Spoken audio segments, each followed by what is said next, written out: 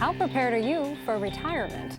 I'm Jill Horner. This is Comcast Newsmakers. With me is Chip Flowers. He's the Delaware State Treasurer. Thanks for being with us. So good to be here. That's a question that people may ask themselves, but how prepared are people in Delaware to actually retire? Well, you can never be too prepared, right? That's the key message that we want to get through, particularly during the month of October, because as you know, in the month of October, there's National Save for Retirement Week, and that's a program that with the Treasury, we shepherd and really push through the message of earn, save, invest, and prosper, which of course is our theme this year, because we always feel that no matter what you're saving, you can do a little bit more. And we know that people are struggling, without question. This has been a very difficult economy, but we think it's even more of a reason why you should save and put something away, whether it's 10, 15, whatever you can do, because the earlier you start saving, the more that you're going to have when you retire. So National Save for Retirement Week happening the week of October 21st. Give us an idea as to what happens during this week, what kind of message you're working to get out during this week, what kind of programs are happening? Sure. What the Treasury is doing that week is that we hope to be partnering with various different vendors throughout the state to really promote this message. We're going to be launching a billboard campaign that has Earn, Save, Invest, Prosper, just to increase awareness, as well as a radio ad campaign.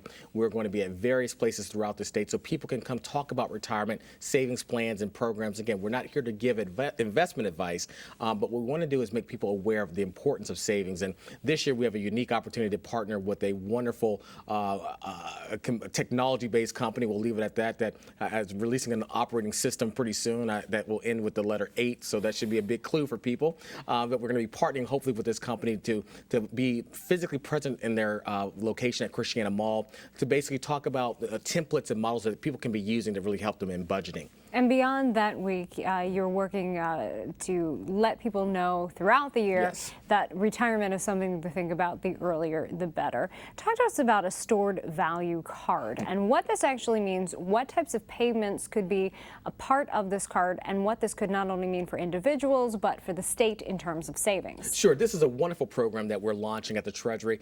J.P. Morgan Chase, which you all know is a Delaware bank, recently won an open and competitive bid to basically issue these cards. And what it is a credit card that will be issued to people who get recurring payments. So if you're unemployment or you're getting some sort of ongoing payment from the state, whether it's a Department of Revenue check, it could be income taxes, things of that nature, you will get a credit card, or you have the option to get this card. And instead of going by and issuing this for having the state issue a check, you can be able to present this credit card, and the money will get refilled on a continual basis, and you can have access to this money. And we really think this is important because, as you know, checks are just too expensive to print nowadays, but we think by issuing these cards, it's going to really be a major cost saver for the state of Delaware. And at what point will this be rolled out? Well, we hope to roll out in the next 30 to 60 days. And of course, the administration will have to work with their agencies to make sure that they get online. But hopefully in the next 30 to 60 days, we'll be launching this program. And we think we are very excited about it.